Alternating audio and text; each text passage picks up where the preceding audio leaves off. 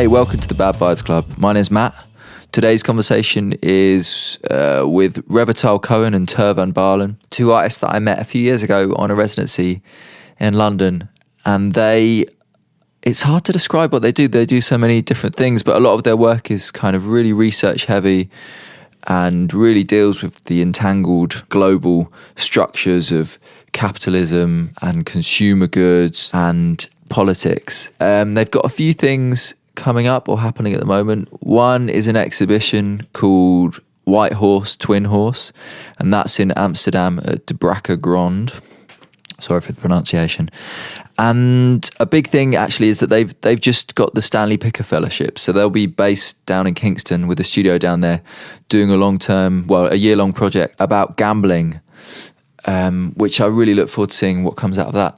Our conversation was mainly about a film that they've been making over the past few years. The film's called Trapped in the Dream of the Other, and it's made in a coltan mine in the Congo. And Revital and Tuur made a few trips out to the Congo over the past few years to shoot that. Just to say, I'm sure we mentioned it in the conversation, but coltan is a mineral that's in almost every single smartphone, iPad, PlayStation, laptop. So it's this kind of meeting point of a lot of the things they're interested in. We met in summer of this year, and they brought Nico, who's their little baby, who makes a few vocal additions to the conversation. We were speaking just after the general election in the UK, so there's a few references to that. It's a great conversation. I really love speaking to these guys. I'm probably going to get them back in, and we'll have a conversation about other work that they've done and other things. Hope you enjoy it. I watched your film today. I watched the Vimeo, and then I read all the blog, and it was just really lovely. Right. It was really, really enjoyable. I really loved the film. And it was just lovely to read the blog as well. I'm happy someone's reading it. So I mean, I want to start with that just because it's quite interesting, but who's the blog for? Because it's private. Yeah, it kind of started, this is maybe the third or fourth one we're making. I think the first time we made it was for another work that we made that had 4 different funders, and we started it instead of just sending an email update to everybody all the time. And then we realized it's just so incredibly useful for ourselves, because these projects, they sometimes take years to make, and at year 4 you kind of forgot why you even started. You just don't even remember what was the point of it all, and then somehow by keeping all this thing together, you read back for yourself and you go oh yeah, this is what happened. It's crazy because I went right back to the start of the blog, which is big, but not. I think I managed to go through the whole thing. Nice. And the original proposal for the project. What's the project called? Sorry. Trapped in the Dream of the Other. Trapped in the Dream of the Other. Yeah. The first thing is a quote from Deleuze, which is, "If you're trapped in the dream of the other, you're fucked." Yeah. Is that? So that's the original kind of.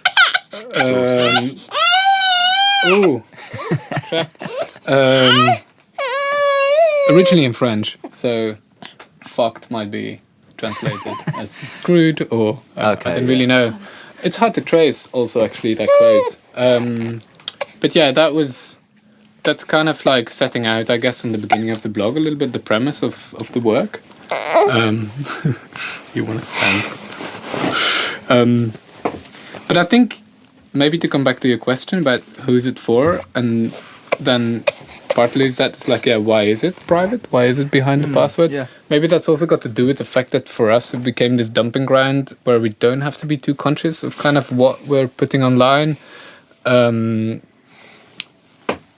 Partially so we just don't spend crafting too much kind of the language, but also in this case sometimes because the information is a little bit sensitive. For example, we went to Congo first time to do research in these mines, coltan mines in particular.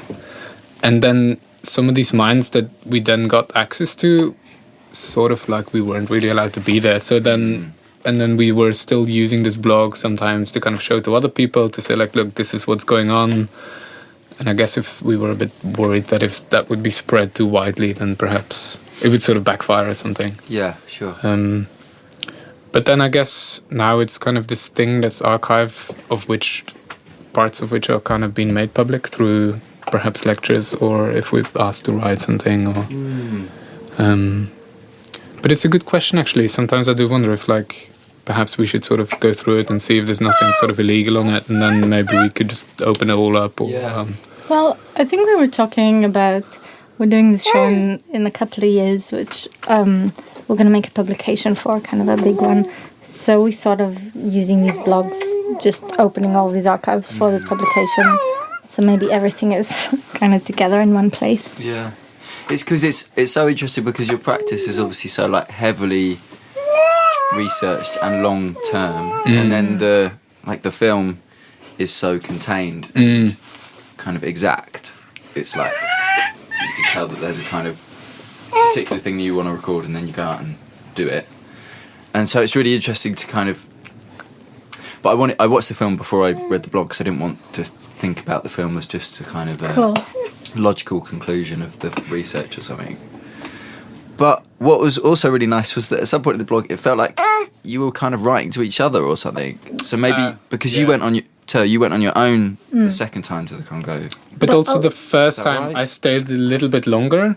Okay. And I think I even sort of describe it in one of the texts. So the first time I went a bit longer, partially because you had to do something in... No, I'll tell you exactly why. Because I was still in the middle of applying for British citizenship, and my days out of the country were extremely numbered, and I had to go back. Yeah. I just lost my days. So as in you have to stay in the country for a certain... No, you can't leave this You country can leave for the certain- country, I think, for 150 days in like 5 years or something, which maybe for people who don't travel much is totally easy, because it's quite a lot of days still.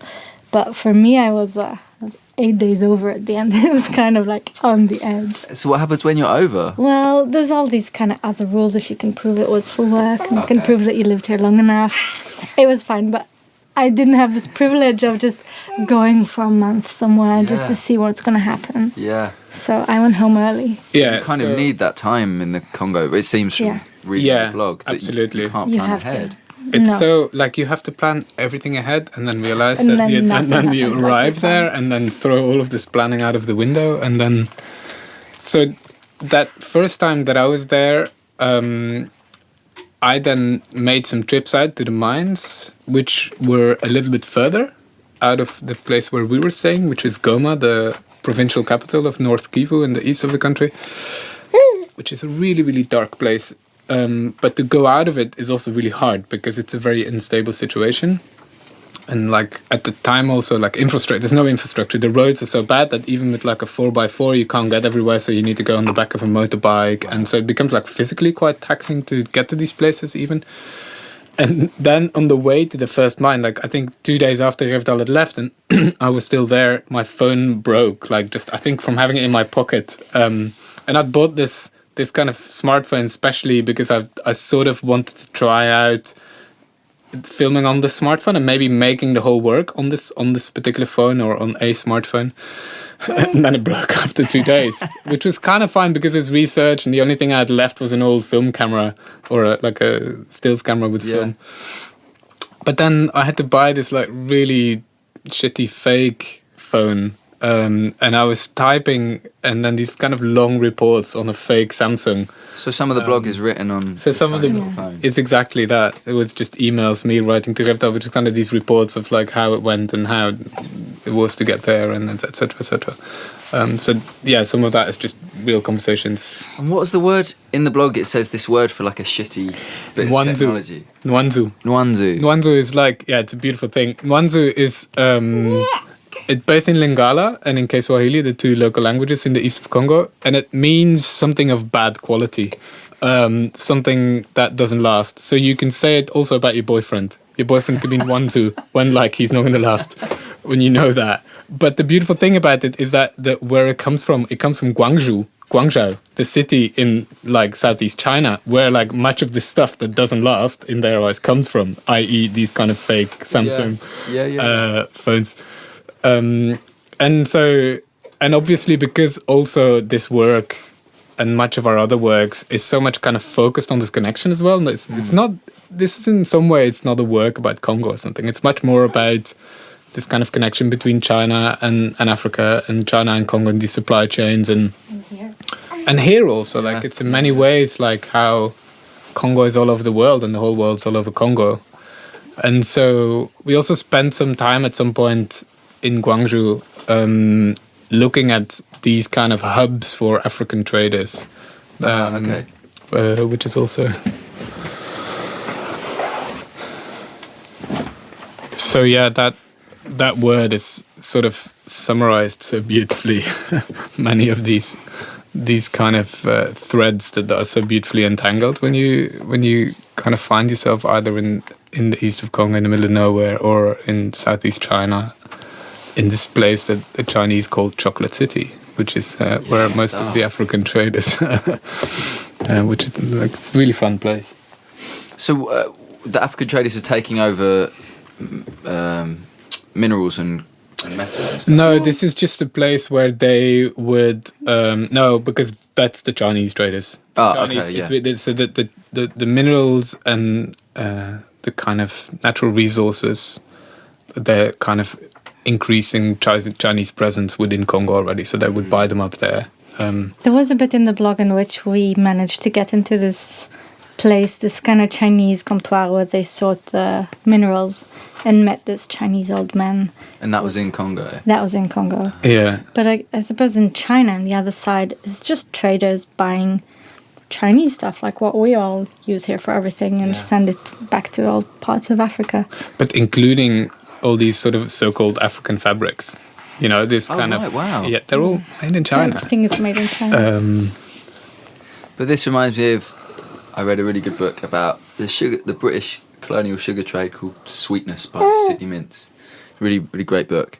And explores that link between the raw material, which is kind of taken from a colony or grown in a colony, and then the consumer products, which are then kind of sent back to the colony and sold back to it in this weird triangulated... Yeah, it's true, because the minerals come back. They all come back to Congo just inside these little films. No, yeah, and I mean in Congo this is extreme. The absolute sadness there is that even tomatoes, the most basic things, are imported. Oh, really? Like just because it's so infrastructurally broken. That, you know, especially in the east, and there's such fertile lands, but there's just so little agriculture because it's so hard, I guess, partially to kind of in some capacity invest in the future. Like there's just not enough certainty even. Yeah. It's still, you know, there's still an area, it's just a civil war going on there. Yeah. Especially now, again, after we left. You know, because the political conditions are just getting worse and worse. We probably could have not made it anymore if we hadn't filmed a year ago. Really? Not this year we couldn't have gone, no. So when you say, because for me, being a scaredy cat, like everything that you're writing about, where you're just like, I think at one point you're setting off some fireworks for the local village, and then there's some like gunshots in the hills or whatever, and then you get essentially arrested by the Secret Service. Yeah, but that sort of arrest, like this whole kind of all these boundaries between like being arrested, being fined, paying a bribe, paying tax. All these things are kind of very murky boundaries. Like, so when you say that you couldn't make it now, it's more like you just couldn't get to the places you need to get to. It's very unstable now. So it's got to do with there's a lot of protests against the president not wanting to resign. He should have resigned more than a year ago, I think, or like a long time ago. And he's like sort of not resigning like a lot of people. And not just in Africa, for that, you know. Any politicians will who like they make dodgy coalitions to stay in power. So yeah, but there's just huge unrest and instability, and with you know, for example, the fixer that we'd worked with 2 years in a row, who sort of, you know, we're still in touch with, and like he got kidnapped a few weeks ago. Wow. And tortured and sort of he kind of suspected kind of rebel forces that have links to Rwanda, but he had also had a strong suspicion that the government sort of knew about it, or at least allowed it in some way, maybe as a kind of way of sort of, because he's a guy that takes foreign journalists around who may ask difficult questions. Yeah, wow. So that was quite also for us like quite a kind of... We also befriended, especially one particular woman who works in the UN that we met in Goma, and she still goes there, I think, once a month.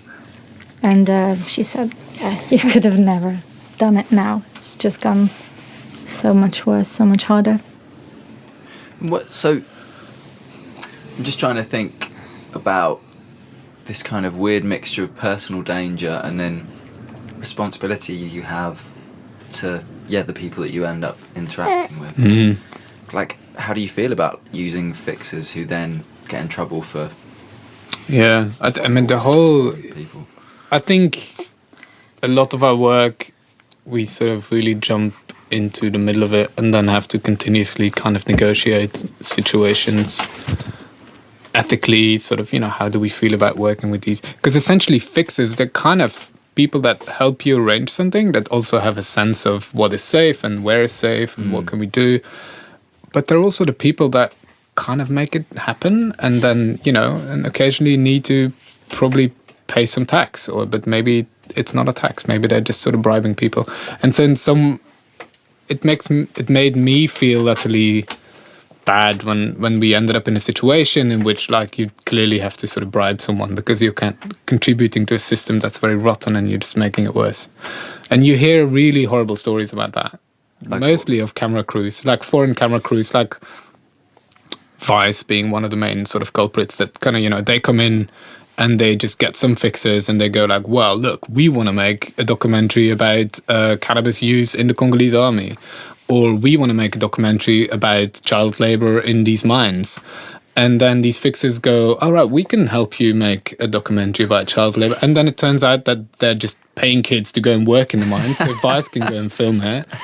And so, they might know, they might not know. They probably know that that's what's happening. But then, the next time someone else comes around, even, not just me as an artist, but people that perhaps have kind of different motivations or something, but that the main expectation is just like, there's a white guy who's going to pay loads of money for us, whether he wants to film something or not. And obviously, that's something that you have to negotiate then when you're there. And we did pay people because we felt that they were part of this film, so we wanted to kind of almost pay them as extras, or we wanted you paid to I've forgotten the term, but it means diggers, right, rather than miners. creuseurs. In French. So we paid them. We tried to pay them at what they would normally get paid for a day, especially if we would take their time. Yeah, of course. I mean, you're kind of in the film, it's quite interesting because you're kind of not necessarily filming the miners, but you're kind of in their way sometimes, or sometimes they're just standing and watching you, or then you follow one of them and the others are kind of laughing. And they're kind of playing with it and stuff. Yeah, and obviously there's much more of that interaction. And I think this, obviously a lot of stuff has been edited out, mostly in terms of not wanting to make a documentary, not even trying to represent all the complexities in this place, and keeping it quite focused, which is really important to us. But nevertheless, our presence is kind of disrupting that situation a little bit. And in some way, like, we wanted to make sure that that's kind of compensated for and acknowledge that. And so we also kind of paid into the cooperatives of the miners, which sounds a lot more democratic than it really is. Well, so the way that these things are mined, so it's a coltan mine. So coltan is a mineral from which tantalum is made or extracted. And tantalum is a particular element that has been used to make capacitors smaller, and capacitors is just a boring sort of electronic component. And tantalum capacitors is literally in every sort of single smartphone, laptop, and wherever you need small electronics. So the reason it's in these things is because they're small. So they need. It allows capacitors to be smaller than, like, say, ceramic capacitors or another form of capacitors. And so, this is kind of something that spiked a huge interest in tantalum, and Congo happened to have, say, 85-90% of the world's tantalum supply. So I think in like 2000, the launch of the PlayStation 2 was postponed because the price of tantalum, I think, like quadrupled, or maybe like rose by tenfold or something. Right? And so the whole works started partially out of this interest of the way that we're kind of connected to these places, literally sort of electronically connected in some way. And therefore also connected to the circumstances and the context. Because the problem in the east of Congo is that this mineral plays partially a role in the ongoing conflict for the past like 20, 30 years. So like millions of people have died and even more people are displaced.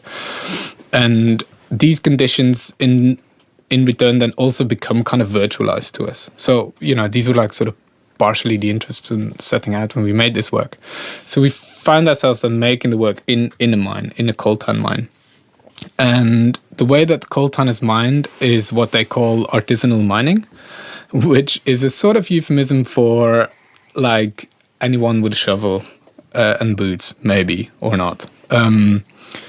So it's the opposite of kind of any form of industrial mining. And the miners are called creuseurs, and they just sort of dig. And the structures of ownerships of the mines are very complex and different also. So in the mine that we were working in, there's a cooperative that sort of runs this, and all the miners are part of this cooperative.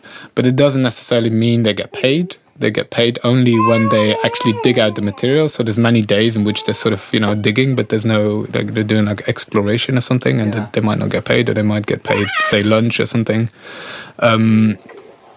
So there's, it's hugely complex, and it's also not clear, like, whether industrial mining might be better, because there's a lot of problems with industrial mining too.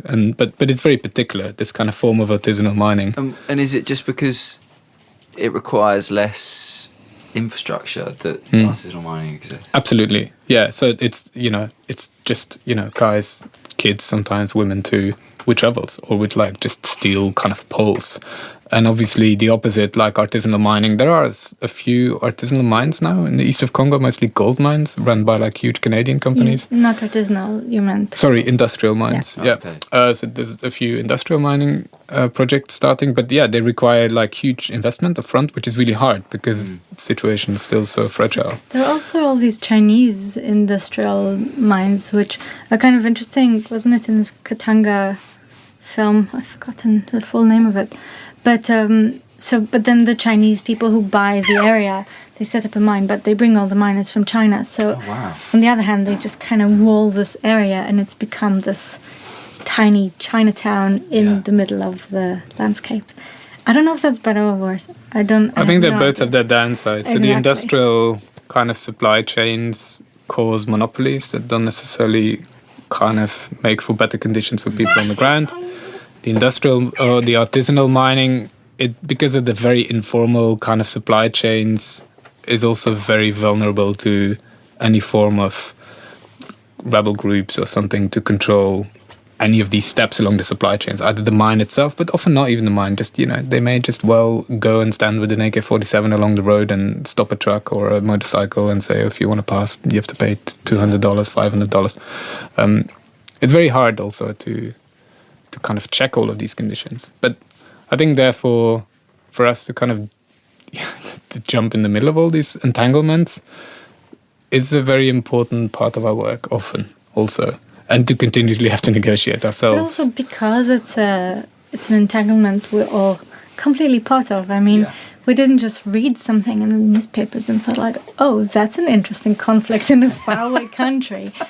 It's just, we buy these things, we continuously think about it. Again, your phone is broken and you're faced with the forever dilemma of, I don't want to buy another one. I need this thing for my life and work. But it's just like, I don't know, everything we use, our whole studio is, we have a physical studio, but I don't know what we do without computers, phones, etc. And these things all come from there. So we are connected to this. We're bankrolling this place.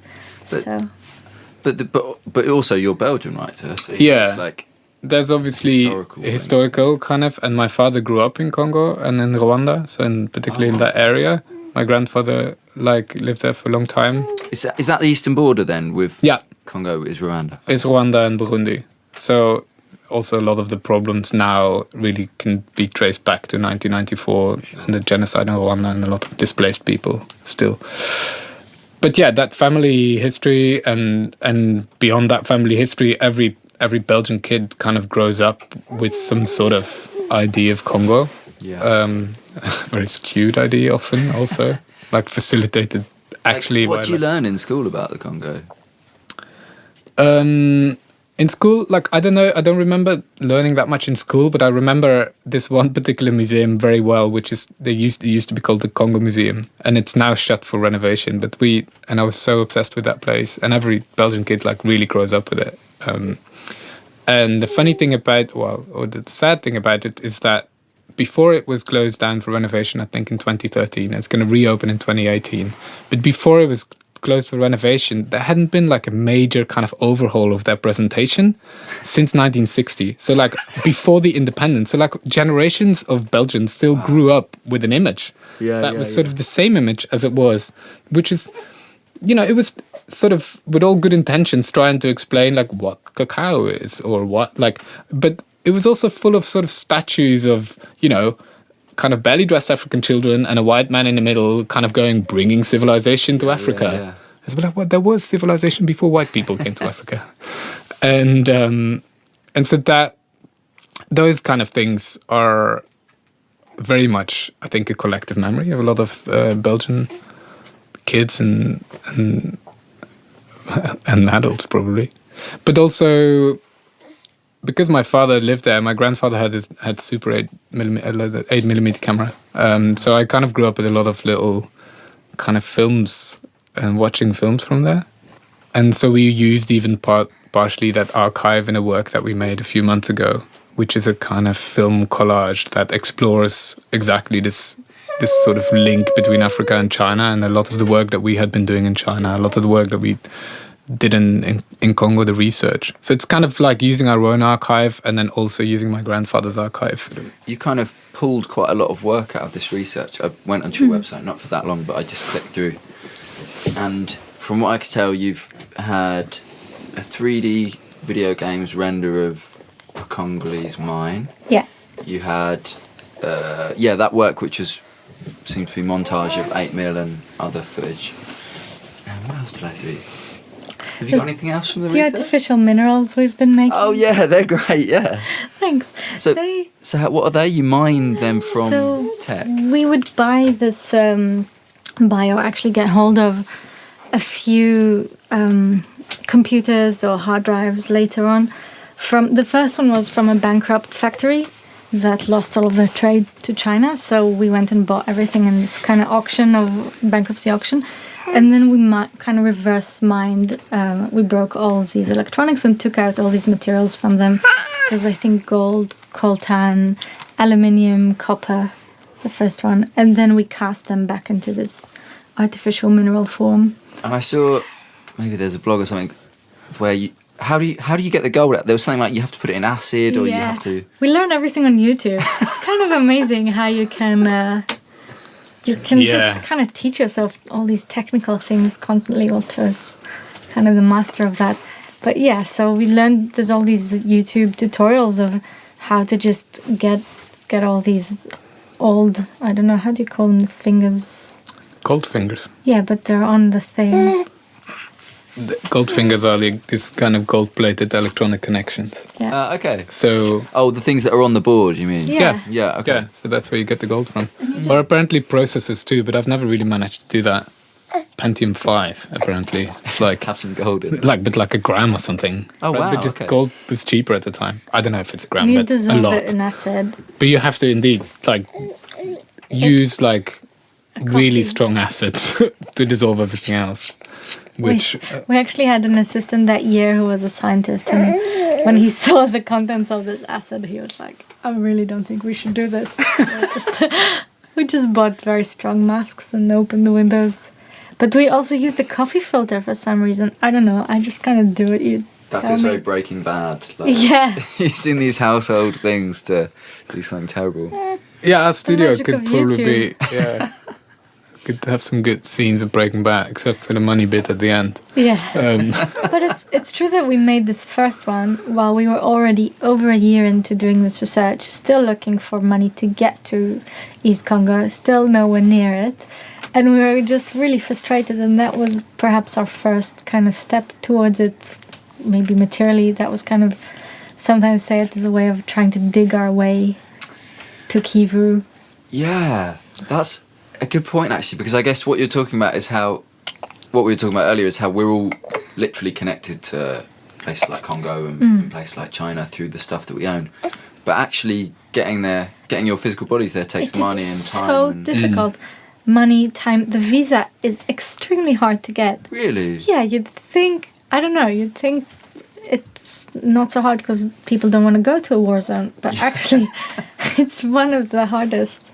And it's depressingly expensive because it's so expensive. So broken. So even just, simple things like renting a 4x4 with a driver. Which you have to have. For a day. It's like $200 or something. And, so you might end up renting it for 10 days. Like, do you know what I mean? Yeah, no, I see what you mean. As in, because really there aren't many 4x4s that work and there's not many. It's not like going to India and living off, I don't know, £10 a day. It's the conditions are worse, but it costs costs more than being in London. And so did you fund the whole project through one foundation or one trust, or was it just funding little bits? Little bits. And so like a bit of... It's mostly public funding that we get, first to do the research, first to do the first trip out there, and then kind of to do more research. And then this gallery that we showed it in now, they pitched in quite early on. But then I think, especially with works like this, I think we end up putting at least £10,000 in ourselves as well. But also a hell of a lot of favours. I mean, your brother ended up coming in as a quite hardcore producer. He worked extremely hard on it and completely... Yeah, so he came with me voluntarily. on the trip, which was kind of also maybe how the family thing sort of amplified that whole thing. Yeah. So we also... This was also before we made that film with my grandfather's archive, but I took this archive of film with me to Congo and was watching it with my brother. Also to just think about that, just like, what does it mean to be there in these colonial times? And, my grandfather was a doctor, so he was, he wasn't extracting kind of resources from there, but then it's still part of a system that sort of we now look at as hugely problematic, and kind of asking that question, like, what does it really feel to be there? And especially also because in many ways, these kind of post-colonial conditions that exist now are very similar for the people there. I had people asking Congolese people asking me, when are the Belgians coming back? Because stuff was working then or something. And it's like, whoa, yeah, wait a minute, it doesn't work that way. But the fact that the post-colonial conditions or the conditions now are still so incredibly dire has a lot directly to do with the presence of all these natural resources and these mineral resources. Yeah, super interesting how that is kind of like this crazy blessing where Congo had a natural resource which is, in demand, and then another one, and then another one. Exactly. But then it becomes this terrible curse because if you don't have the infrastructure to, kind of, I guess, protect it or like keep the money within the state, then it just gets... And refine it. Just also refine it. Yeah, okay, that's like, China's got a good example of that, and the way that they have like these really clear laws around rare earth mining and limiting the export just in order to keep the capital and the kind of gains of these mineral resources within sort of refining and the kind of processing. Whereas in Congo, that infrastructure doesn't exist at all. And a lot of people and parties benefit from that infrastructure never existing. So indirectly, we're all kind of benefiting from the conflict and the instability, of course, because it's a lot sort of... There is this quote that we keep coming back to that's been just hugely inspirational for us throughout all of this, which is by David van Riebeeck in his book Congo, History of the People. And he talks about how Congo indeed always had the thing that the industrial world wanted. So starting with ivory in times of, billiard balls and piano keys in Victorian times. Then with the invention of the inflatable tire, they had the rubber. Then in the Industrial Revolution, they had the copper. Later, Cold War, they had uranium. Obviously in between, gold, diamond, all these kind of things. And now they have coltan. But it just seems like whatever are the sort of industrial desires in this side of the world, they always have the material needed to make them come true. And that's perhaps is this sort of terrible luck that they had. Good luck, which is also a curse. This, you might just not know this, but like, does that discovery of a new resource or a desired resource, is that always following an invention, or is it the discovery of the resource like fuels the... Like, what can we do with this? Yeah, or I guess I don't even actually just... know. That's a good question. The pneumatic tyre, like, it might have been a brilliant bit of tech, but without easy access to rubber, then you can't produce it on a massive scale, and no one can have it. So we still haven't severed this causal that's a good link or question. something. Because there's also the opposite in some way. There's the opposite with diamonds. Like the opposite sort of happened, right? Like where... Like the more you find the... Well, there was, I think, this moment in South Africa where they just found like a lot of diamonds, and there was like when this consortium was founded that like then became the Bears consortium that then later on invented this slogan of "Diamonds are forever," and with this kind of bit of clever marketing created this artificial scarcity around diamonds, because when we all think diamonds are forever, we're never going to sell them. Like we shouldn't sell our diamonds, like they kind of mean something, and so this sort of strange emotional attachment that is designed in order to kind of keep all these diamonds off the market. Yeah, sure. Because the point is that there's nothing special about diamonds, and there's a tons of them, and the only reason why they're worth so much is because of this artificially created scarcity. And there's been a lot written about, like, have you ever tried to? Yeah. There's these really beautiful articles on The Atlantic. Since the 70s and the 80s and the 90s, I think like every decade, like they write like a really long, really good article about have you ever tried to sell a diamond, for example.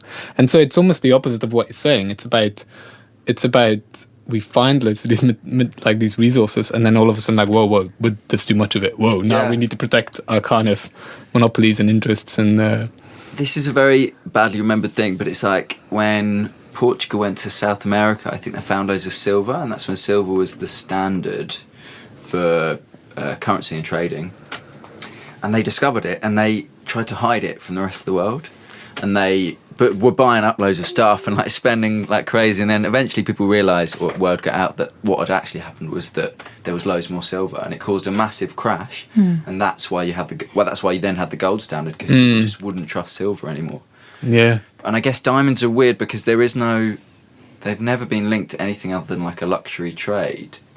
There's a lot of industrial applications, I guess. Oh yeah, no, that's a good point. It's a bit quiet, but that's not as glamorous. Yeah. And neither are they that expensive, because it's just cheaper quality diamond. But the idea of like an optical kind of, luxury, it's only this sort of strange, emotional, very artificially created thing. So with Congo and Belgium, is this like, do you just get these kind of... So when you're thinking about like supply chains, your immediate thought is something like a place like Congo, whereas for a British person it might be like the Caribbean islands, or it might be like different parts of Africa. Is that where your kind of imagination leads you? Well, I think it came after doing a lot of work in China around labor and factories in China, and sort of maybe in a way that we're also connected to these labor conditions in factories in China through just any gimmick and gadget that we buy. But I do think that as a Belgian, Congo is more in your consciousness. Yeah, that's what in general. So how do you feel about that, Revital? Are you drawn into it, or... it's obviously interesting on its own terms. Yeah, I kind of was to begin with. I mean, it was so much also because it was part of Tuur's family history, and but I think I never gave Congo much thought before I met him and before we started. But then I also, found a lot of my own, perhaps, biography and my own life in there as well. Not just talking of this kind of use of these objects, but being Israeli in Congo is a pretty tripping experience. They have this kind of obsession with this country for some reason. That also, apparently, there were all these Israeli commando soldiers going to train them after the independence, and all sorts of very, very dodgy deals. But it sort of left the Congolese with this extreme love of Israel, which I found very strange. I mean, when I crossed the border, literally everybody came out of the office to shake my hand.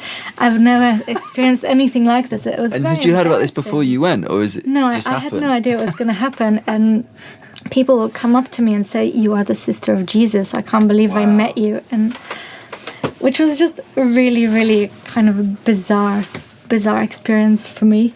So is is it like a mixture of religious and historical stuff? Is it a Christian thing? It's very much a religious thing. There was this prophecy that kept coming back that quite a few people told me. I never heard anything about it before, but so they had this prophecy that the United States is going to have a black president, then there's going to be a woman president. Already prophecy kind of flawed. But at the time I was like, wow, this might happen. And this woman president was going to drop Israel. And at that point, all the Arab countries are going to attack it, which will cause all the Congolese to get on the planes and come over to the Middle East with AK-47s to set it right.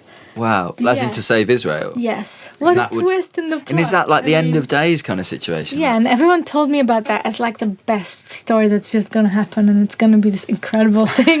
And I was just thinking, oh my God, it's not complicated enough. But this does bring an interesting... Because for both of you then, you're in Congo, you're having conversations you Revital that you probably didn't expect you'd be having, but like, what do you say, like, when people ask for Belgians to come back, or when people are saying about Israel being, You just listen. Also, I don't define myself as Israeli so strongly. Sure. That was kind of a strange thing as well, the importance of that to some people, where for me it's such a kind of minor thing that happened to me, but not necessarily my core identity. So. Yeah. Well, I think we've both I haven't lived in Belgium for half my life, and you haven't lived in Israel for half your life. So that I don't necessarily feel a very strong. Sure. But obviously there is a link because I've grown up with these things, and I come from a place that everyone seemed to have a very strong opinion of, and there's kind of strong links one way or another. Yeah. So you can never ever escape that country. Well, in its own, obviously very, very different way to Congo, like, you just can't untangle the historical meaning of Israel or something. And it's the same with Congo. There's no way to, like, disentangle the colonial form. But I suppose when you have these conversations, you're just having them. Like, you don't really make conclusions, or you just talk to people, and it's just... And you listen. I think that's really important as well. Like, you just end up listening a lot to these stories, and because also, you're there. But it also kind of ties the connection in a stronger way. And one of the things we always said about this work from the offset before we even went there is about how we're interested in how these people dig the material that allows for virtual worlds, but then they are almost living in a virtual world to us, because we can never see them. We can never access this place. We never see it anywhere. But then you go there and you meet them, and they stop being virtual, and they are totally connected to your life somehow. And one of the weirdest things for me that happened was we tried to work with another fixer. It didn't quite work out before we met Adolf, the guy that helped us at the end and became a great friend who we love. And this fixer just told me this story about how he participated in a film by an Israeli documentary crew about the Rwanda genocide. And then he flown to Israel, and he was this huge celebrity there and did this rock concert in front of like thousands of people. And I was like, yeah, right. Because also sometimes people tell these big stories, and there's not really a lot of internet connection there, funnily enough. So only when I got home I could okay, let's check out the story. And it was true, and it was just so crazy and bizarre that I would bump into this man in this middle of war zone, and he... Yeah.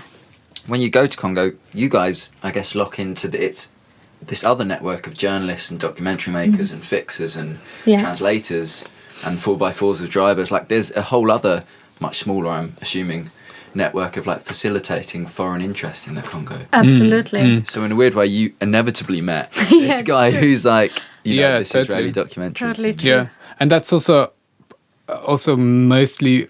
In some way, that was a really frustrating experience of being in Goma, because Goma is sort of conflict capital, and that's where the UN is. And, in the kind of long history of Congolese uniques, Congo always had like a UN presence, or like the biggest UN presence called MONUSCO there. And also then I think a month ago, it was the first time that the UN, the Blue Helmets, were kind of not just on a defensive mission, but they could go and actually go on the offense. And so there's all these very dubious firsts and records that Congo sets.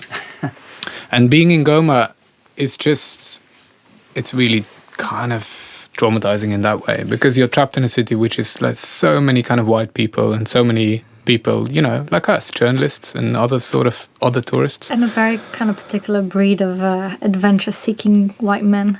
Really? Yeah. Or, you know, or just, I don't know, volunteers that come and volunteer for, some NGOs. Sure. And I mean, okay, so in the case of coltan, again, I met with one NGO in particular, which is called the Enough Project. And the Enough Project is an NGO mostly funded by celebrity money in America. So I kind of believe it's like Ben Affleck and I think also George Clooney. And they're really trying to do a lot of good there.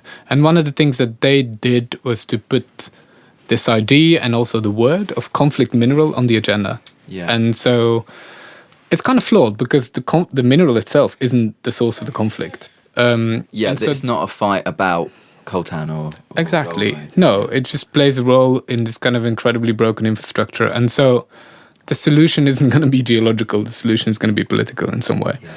But so then what happened is that they got pushed it up on the agenda so much that it became part of the Dodd-Frank Act. And the Dodd-Frank Act is this like bit of legislation that Obama signed in the wake of the financial crisis for stock market regulation, right? So it's mostly about like, let's make sure this doesn't happen again. But then section 1502 in the Dodd-Frank Act speaks specifically of conflict minerals from Congo. So it's kind of weird that like we're trying to regulate the American stock market and it then pinpoints like towards Congo. And so that particular bit of legislation, it says something like that all of the stock market noted companies like Intel and Apple and right on the American stock markets, they need to do that due diligence when it comes to their supply chains. And so that means that they can't be connected to this conflict in Congo, which is impossible to prove because these supply chains are so incredibly murky and complex and so many steps. So the result of that piece of legislation was that all these companies just kind of pull away from anything that means Congo. And it just made it a lot worse and on the ground because it meant that like all of a sudden this kind of really fragile bit of economy collapses even further. And many of these sort of artisanal miners just ended up in the arms of gangs or rebel groups because it just, you know, that became their kind of their livelihood. And so... But how did they... I think maybe I read... They started smuggling the minerals out? Or? Well, yeah, because then the few people that could still kind of get the minerals across the border. So like all of a sudden, these companies would start buying coltan from Rwanda and Burundi. And there's hardly any coltan mines, if any, in Rwanda and Burundi. So it just comes from Congo. And the people that do get across the border, that tend to be these kind of exactly the armed gangs that tend to be the problem. So in many ways, it's just one illustration about like how us as Westerners trying to help just often make the situation worse. Yeah. And then obviously some of these people that I met of some of these NGOs, they're there in order to prove that it does still work, right? Because they can't go back to George Clooney and Ben Affleck and say like, sorry, Ben, we just wasted your money. And it's really sad. So you meet people there, they go like, no, we're here to like, you know, do a bit of research to make sure that everyone knows that Dodd-Frank like has been good for the region. And so, yeah, you just meet an awful lot of people and you think like, whoa, just stay away. Let's all stay away. Those people who have this very clear agenda, what do you think they made of you guys? Equally, I think probably many people thought that would be a lot easier if we would have stayed away. and maybe even better if we would have stayed away. You know, I mean, from the outset at least, I think we didn't make ourselves any illusions that whatever we were doing there would make it any better. Yeah. Solve it for anyone Hashtag helping. Yeah. So to speak. We tried not to exploit or damage or be very conscious or kind of at least try to be as aware of our actions, but we never claimed to be saving anybody. Yeah. And I think that honestly was also really important in every of these interactions. So when we tried to get access to the mine, we were very clear up front about like, well, we're artists, we're making a film, we want to make a film in the mine, and we want to do this, and we want to set off this fireworks that we made specifically in China. And you know, so I think the reasons for people to let us do what we did, I can only speculate, but you know, that it wasn't because they thought we would, I don't know, show the world what it was like, because we're not showing the world what this is like. We're showing such a kind of small glimpse of something that we ourselves kind of created and staged in many ways, which was really important for us that it took place within this particular situation, but also we create that situation. It was interesting the way it's shot with this, it's not quite a fisheye lens, but a very wide angle lens. It's got that first person shooter computer game style, and it's the opposite of the documentary style, because is it on a steady cam maybe? Yeah, so the camera movements are really important, because we felt that our presence in the film was really important, and we wanted to make that, we wanted somehow that you could feel our presence through the camera work rather than being in the film ourselves and filming ourselves. I think there's the odd glimpse of my hand. That's the only time you see your body, yeah. Yeah, when I try and like make a jump that was a little bit too far. Yeah, and watching it, I immediately thought of computer games and how it goes from kind of first-person shooter to at points where you're kind of following the miners, that kind of third-person angle that some computers take, where they're following behind the head of the protagonist. Yeah. And then very occasionally, or maybe there's only one shot where it feels, or the end shot where it kind of feels static, but the cameraman, I mean, you have just climbed up to like get a view, and it sort of ends at this long where you see the smoke. Yeah. And the goats. Yeah, because then you can hear the goat. So that's also something is that I thought was great, was that it starts off and you're in a ravine that's been cut by the miners, I assume.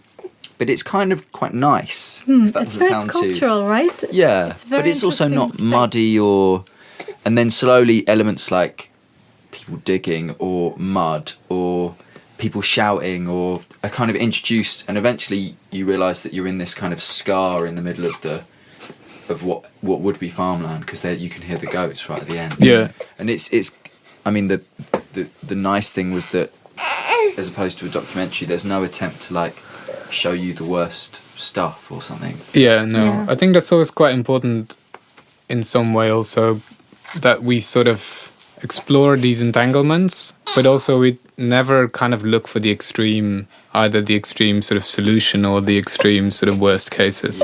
This is similar to what we were doing in China when we were working in a factory. It was really important to find a factory that represented contemporary manufacturing conditions in China, and so it's really easy to find a factory in China where people sit on the floor still, for example, right? They'll sit on the floor, and the conditions are really bad. But we didn't want that. We sort of wanted, and the same with the mine. Like we're also not going to look for, and neither am I sort of brave enough to go and look for the conflict or to kind of go. And it's not at all my intentions to in any way represent the kind of complexity, because I couldn't, I'm only like scratching the surface, and we've been there twice for prolonged periods and over a few years' times, and been doing a lot of research and talking to a lot of people. But even then, like, who am I to speak for these people in any way? It does make me think about, so we've got baby Nico in the studio with us. Yeah. Do you think you would now go, I mean, I know you said literally you couldn't because the conflict has got really bad, but would you, when you're thinking about work now, do you start thinking, oh, maybe we shouldn't be mixing acids in our studio, or maybe we shouldn't go to a war zone to film a film? Well, the reason I didn't go when the filming took place is because I was quite far along pregnant with her. Okay. So the original plan of both of us going to make the film, like we did with all of our other works, was impossible, and that's why Tez's brother replaced me. But yeah, I suppose we should. I mean, I did a lot of quite dangerous chemical work when I was pregnant with her as well, that I was like very flippant about, but now I'm a bit guilt-ridden by, so. But I don't know, I mean, yeah, you can't not think about it, but I guess we also can't completely just sterilize our lives on the other hand. Yeah. She can come to Congo one day. I will see about that. It'll just take a while. Yes. One day.